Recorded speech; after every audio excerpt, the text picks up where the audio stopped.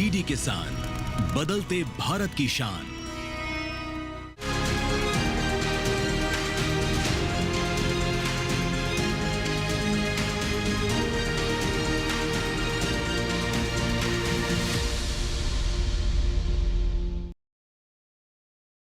नमस्कार, आप देख रहे हैं दूरदर्शन किसान चैनल। कृषि दर्शन कार्यक्रम में मैं अदिति शर्मा आप सभी का स्वागत करती हूं।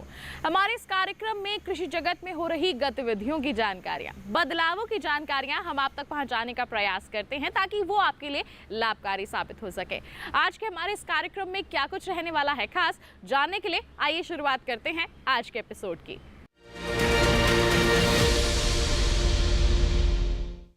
आइए अब नजर डालते हैं सम्मेलन से प्रगति की ओर पर।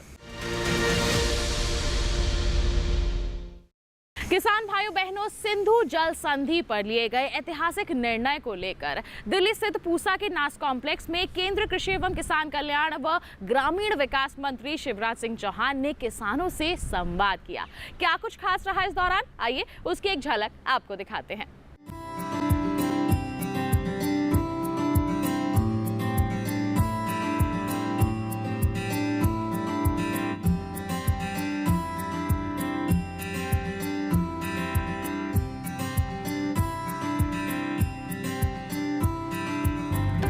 प्रधानमंत्री नरेंद्र मोदी जी ने कहा, कैसी विडंबना है, आप देखिए तो। पीएम ने फैसला किया, पानी और खून साथ साथ नहीं बह सकते, और बाकी कदम उठाए, मैं उन पर विस्तार से नहीं जाऊंगा। लेकिन एक ऐतिहासिक फैसला, सिंधु जल समझौता रद्द कर दिया गया। यह साधारण घटना नहीं है। नदियों का उद्गम स्थल भारत में है, नदियां पहले बहती भारत में, रावी, झेलम, सतलज, चिनाव, सिंध, पंचनद का पंजाब और 1.5 नदियों का पंजाब रह गया। हमारा पानी हमने पाकिस्तान को दिया, और आपको यही बताना चाहता हूं, केवल पानी नहीं दिया, पानी के साथ साथ पैसा भी दे दिया।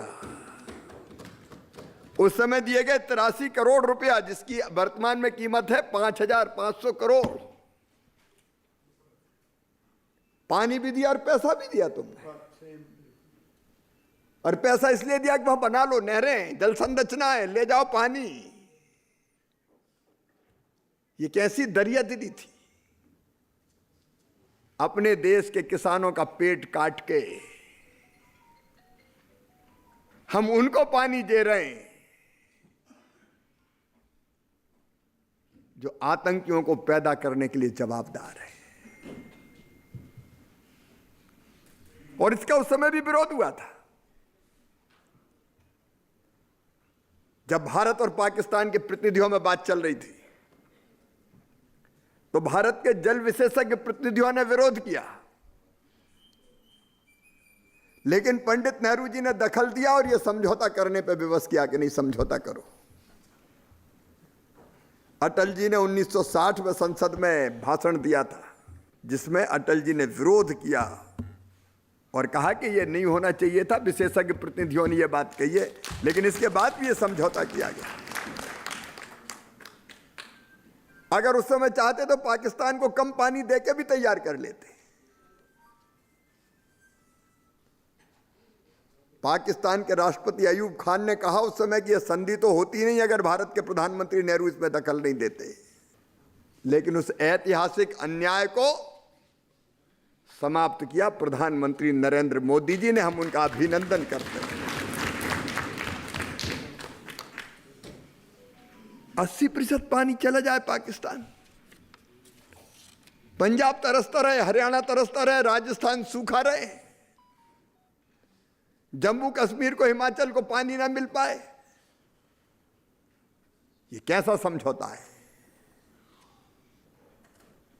और इसलिए ये फैसला भारत के हक में है, भारत के किसानों के हित में है। और इसलिए इस फैसले का हम स्वागत करते हैं। मैं कृषि मंत्री के रूप में भी अभिनंदन करता हूं प्रधानमंत्री जी का।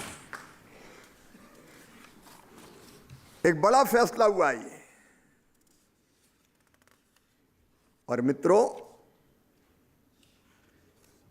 एक अभी केवल ट्रेलर देखा है पाकिस्तान ने।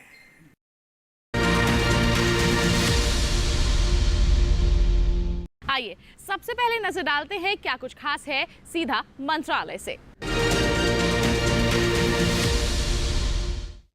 हमारे किसान भाई बहन ढैंचा की खेती किस प्रकार कर सकते हैं, इसका महत्व क्या है, इसके बारे में कृषि भवन स्थित डीडी किसान स्टूडियो से विस्तृत जानकारी दे रहे हैं बिहार कृषि विश्वविद्यालय भागलपुर के सहायक प्रोफेसर डॉक्टर मुकुल कुमार। क्या कुछ कहा है उन्होंने, आइए देखते हैं।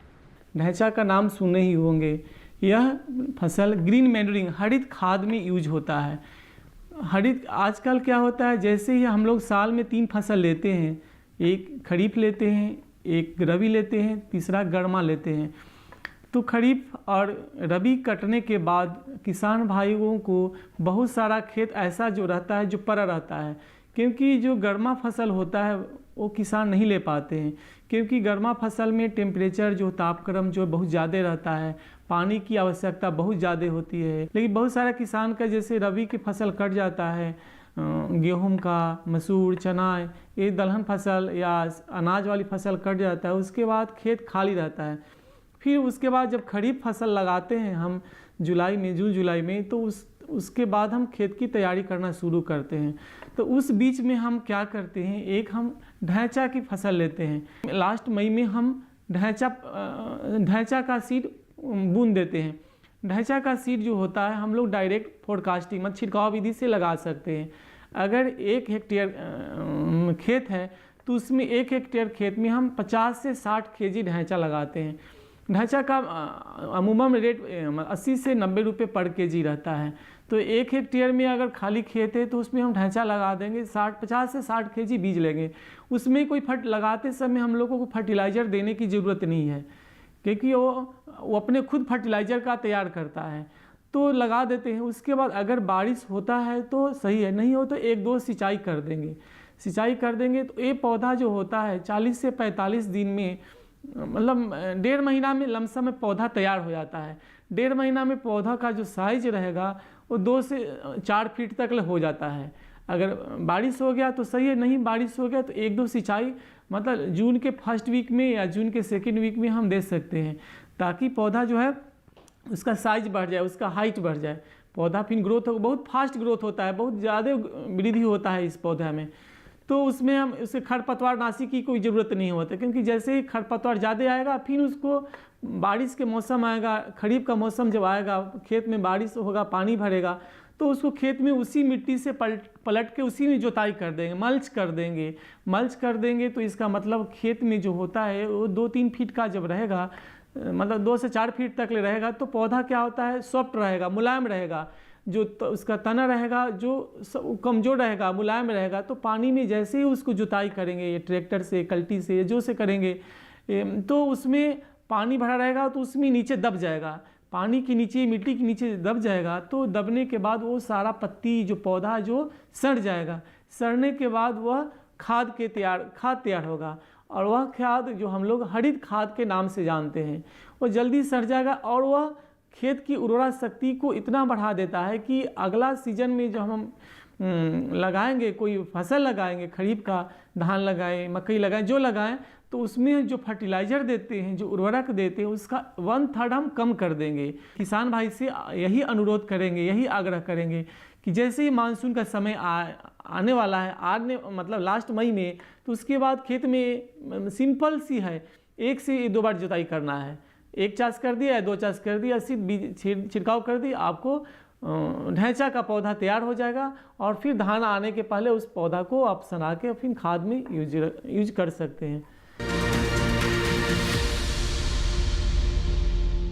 आइए किसान भाइयों बहनों, अब कार्यक्रम में नजर डालते हैं हमारे सेगमेंट विज्ञान और किसान पर।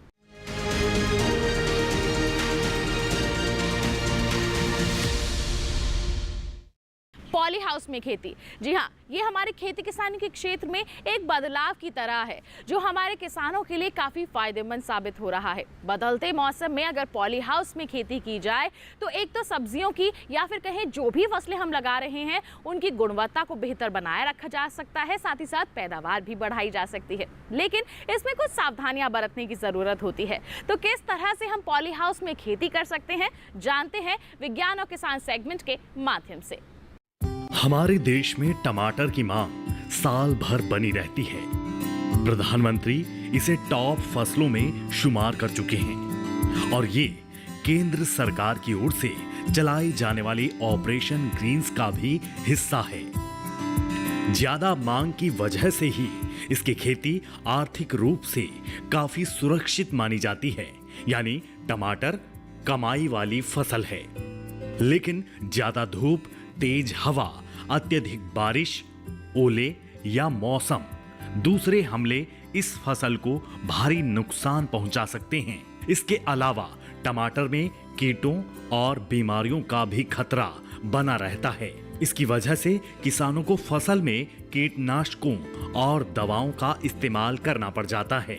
इससे न सिर्फ लागत बढ़ जाती है बल्कि गुणवत्ता पर भी असर पड़ता है, जो महंगी फसलों के लिए सुरक्षित वातावरण प्रदान करते हैं और उन्हें मौसम की मार से बचाता है।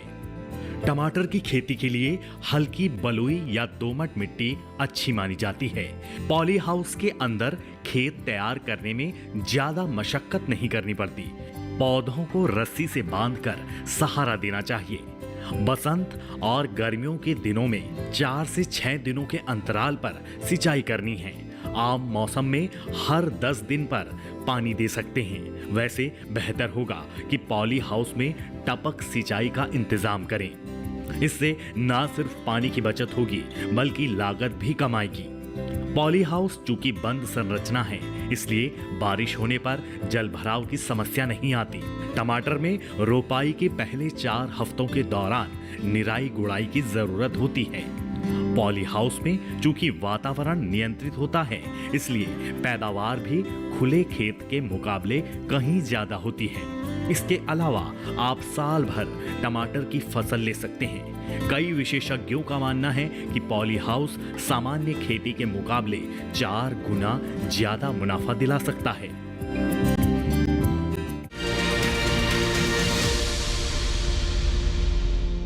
किसान भाइयों बहनों, ये था सेगमेंट विज्ञान और किसान। इसी के साथ कार्यक्रम में वक्त एक छोटे से ब्रेक का। आप कहीं मत जाइए, हम जल्द ही हाजिर होंगे। बने रहिए दूरदर्शन किसान पर, देखते रहिए कार्यक्रम कृषि दर्शन।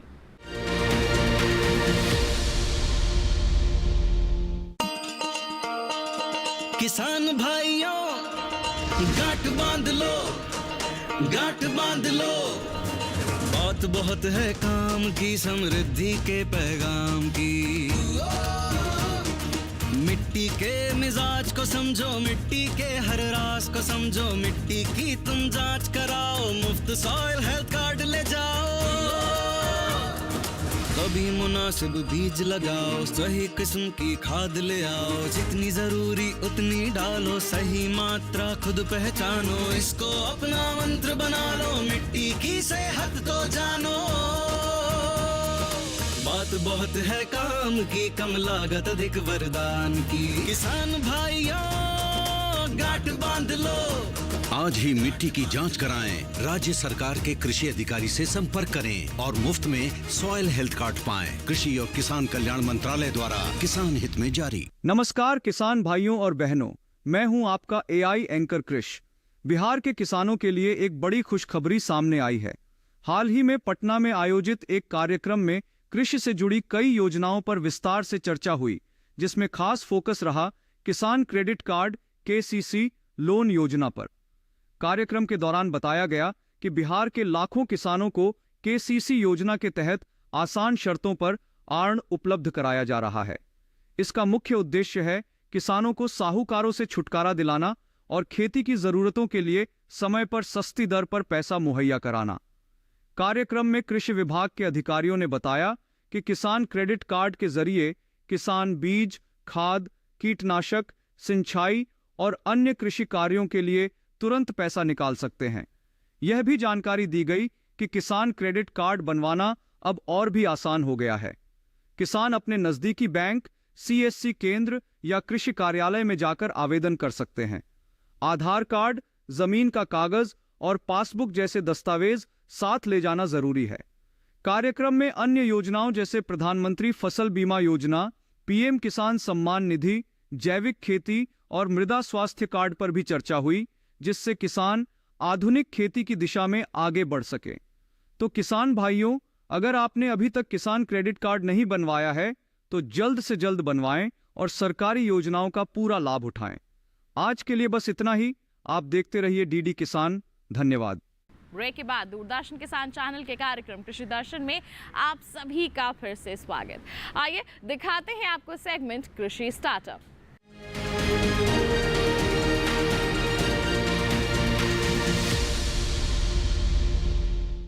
हमारे सेगमेंट में ऐसे किसानों से हम आपकी मुलाकात करवाते हैं जो अपनी कड़ी मेहनत, अपनी अलग सोच और लगन के चलते उस कदम पर पहुंच चुके हैं, उस ऊंचाई पर पहुंच चुके हैं जहां से वो अन्य लोगों के लिए प्रेरणा का स्रोत बन चुके हैं। तो कौन है आज के हमारे सफल किसान? आइए उनकी दास्तान को जानने के लिए उन्हीं का रुख करते हैं।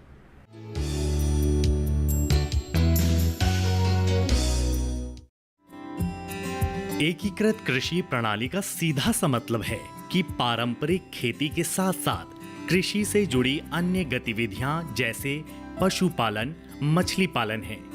किसान अगर ऐसा कर पाते हैं तो खेती को आर्थिक रूप से सफल तो बनाया ही जा सकता है। किसानों की आय बढ़ने की संभावना भी प्रबल हो जाती है।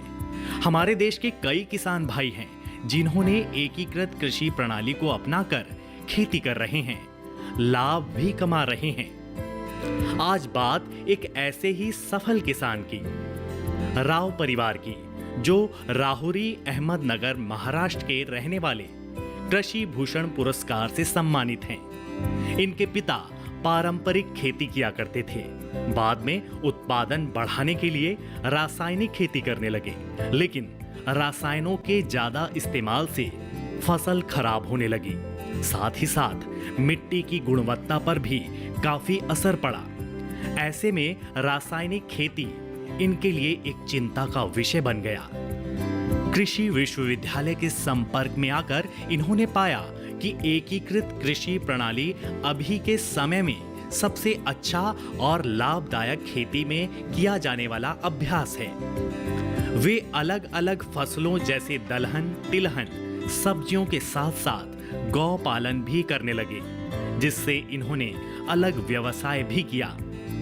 एकीकृत कृषि प्रणाली को अपनाकर इन्होंने न सिर्फ अच्छा उत्पादन हासिल किया, बल्कि लागत में भी कमी आई और आमदनी भी बढ़ गई। पवार ने अन्य किसान भाइयों को भी रासायनिक खेती छोड़कर एकीकृत कृषि प्रणाली को अपनाने के लिए प्रोत्साहित किया है। हम काफ़ी किसान भाइयों को बोले कि आप ये टाइप की ज़मीन में ये इंटीग्रेटेड फार्मिंग सिस्टम करना ही योग्य है। ऑर्गेनिक करने लगे तो उत्पादन में घट आएगी और रासायनिक करे तो ज़मीन खराब हो जाती है। इसके वास्ते कई ऑर्गेनिक, कई रासायनिक और कई सेंद्रीय तीनों मिला के ऐसे का खेती हम लोग ने स्टार्ट कर दिया।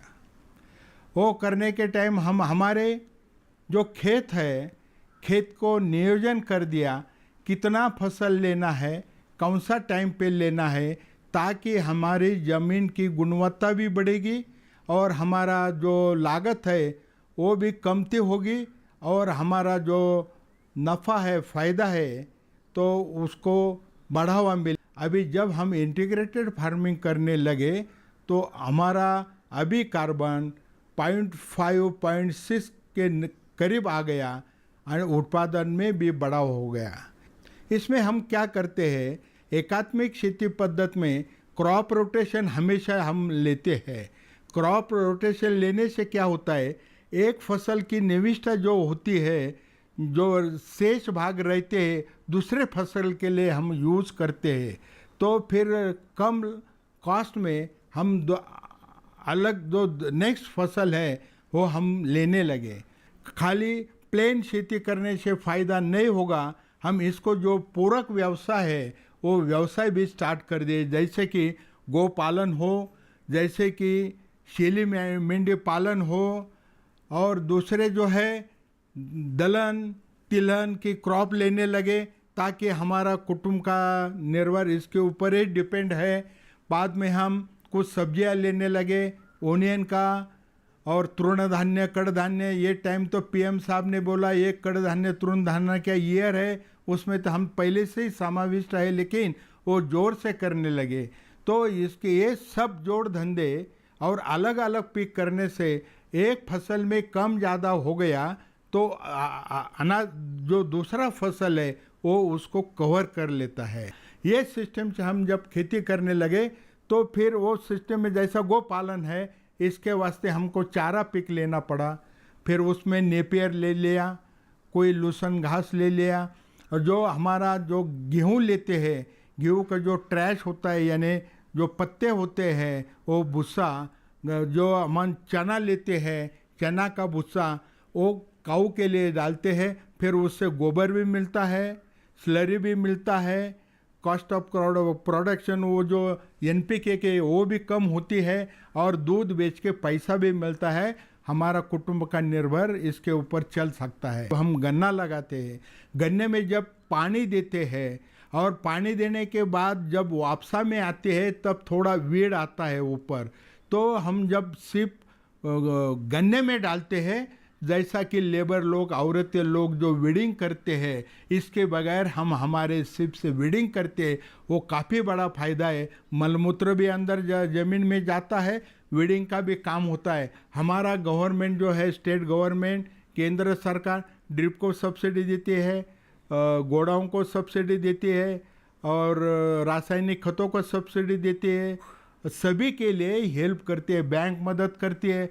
वो हेल्प से इतना काम हम कर सकते हैं, तो हमारा युवा पीढ़ी के दूसरे जगह कम दामत के लिए भागने के बगैर खुद के प्रॉपर्टी में काम करे, तो आपको जो बाहर जाने के बगैर अपने खेती पे अच्छे दिन आ सकते हैं।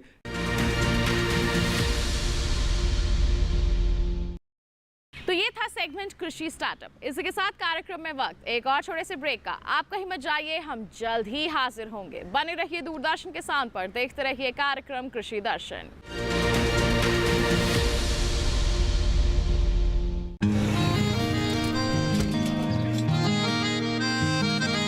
क्या बात है भाई, आजकल तो काफी खुश नजर आ रहे हो। क्यों ना हो, अब मैं ऑर्गेनिक खेती जो कर रहा हूँ ये पूरा प्राकृतिक है, ऑर्गेनिक है। इसमें हमारे खेत, हमारी फसल और हमारी जेब सब फायदे में होते हैं, और इसमें लागत भी कम है। जी हाँ, आप भी ऑर्गेनिक खाद का प्रयोग करें, अपनी फसल और मिट्टी को तंदुरुस्त बनाएं और आपकी आमदनी में इजाफा करें। अधिक जानकारी के लिए किसान call centre toll free number 1800-180-1551 पर कॉल करें और लॉग ऑन करें kisan.gov.in और farmer.gov.in। कृषि और किसान कल्याण मंत्रालय द्वारा किसान हित में जारी।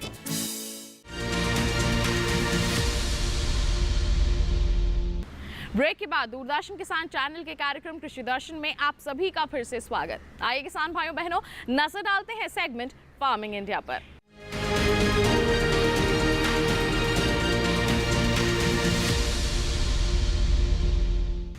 आज हम बात करेंगे सॉइल हेल्थ कार्ड के बारे में। एक ऐसा कार्ड जो हमारी खेत की मिट्टी की सेहत को हमें बताता है। जी हाँ, हमारी जो मिट्टी है उसकी सेहत कितनी अच्छी है, उसमें किस चीज़ की कमी है, इस सब की जानकारी हमें इस कार्ड के माध्यम से मिलती है। तो अगर अभी तक आपने नहीं बनवाया है अपना सॉइल हेल्थ कार्ड, तो पूरी प्रक्रिया क्या है बनवाने की, आइए आपको बताते हैं सेगमेंट फार्मिंग इंडिया के माध्यम से।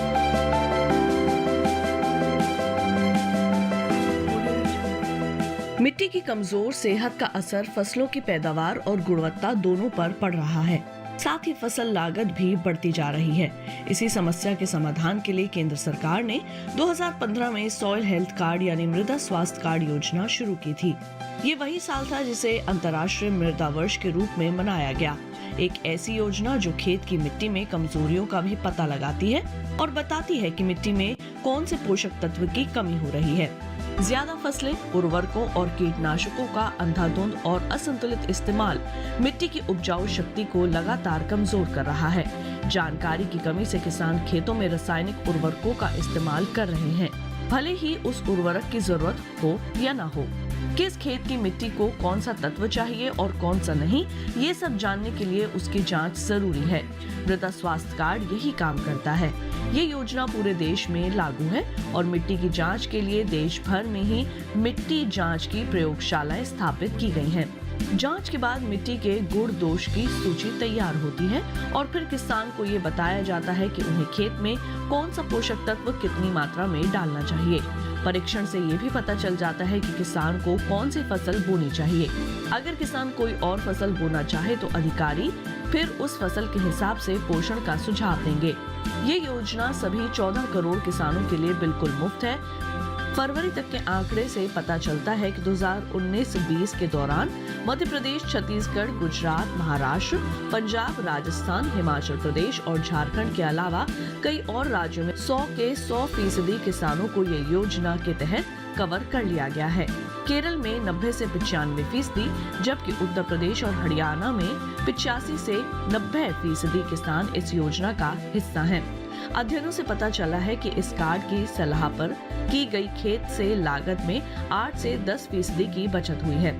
इस कार्ड का एक पोर्टल बना हुआ है, किसान वहां से भी अपना कार्ड प्रिंट करवा सकते हैं। इस पोर्टल पर 21 भाषाओं में खेती के बारे में बहुत सी जानकारियां उपलब्ध हैं। किसानों के लाभ के लिए प्रशिक्षण, प्रदर्शनी और किसान मेलों का भी आयोजन किया जाता है।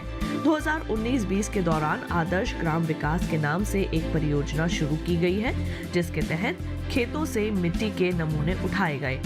परियोजना के तहत हर ब्लॉक से एक गांव लिया जाता है और वहां मिट्टी के नमूने जमा करके उनकी जांच होती है। इस तरह हर गांव में 1 हेक्टेयर रकबे की जमीन से नमूने लिए जाते हैं। तो ये था सेगमेंट फार्मिंग इंडिया। इसके साथ बताएं आज के कार्यक्रम में बस इतना ही। उम्मीद करते हैं जितनी भी जानकारियां आज के कार्यक्रम के माध्यम से आप तक पहुंचाई गई हैं, सभी आपके लिए फायदेमंद साबित हुई होंगी। साथ ही आपको बता दें, कोई कार्यक्रम के लिए सुझाव है, सवाल है आपके मन में, हम तक पहुंचाइए। आप हमें ईमेल कर सकते हैं krishidarshan@gmail.com हमारी ईमेल आईडी है। आप हमें पत्र लिख सकते हैं। पता है हमारा कृषि दर्शन, कमरा नंबर 58, CPC दूरदर्शन, खेलगांव, नई दिल्ली 110049। और इसी के साथ एक विशेष जानकारी और आप तक पहुंचा दे। दोबारा देखना चाहते हैं आप हमारा ये कार्यक्रम, तो टीवी स्क्रीन पर दिखाए जा रहे इस QR कोड को स्कैन कर लीजिए, सीधा पहुंच जाएंगे हमारे YouTube चैनल पर। तो किसान भाइयों बहनों, इसी वादे के साथ अगले अंक में हम फिर होंगे हाजिर कुछ नई और महत्वपूर्ण जानकारियां लेकर। तब तक के लिए हमें दीजिए इजाजत, लेकिन आप बने रहिए दूरदर्शन किसान पर। नमस्कार।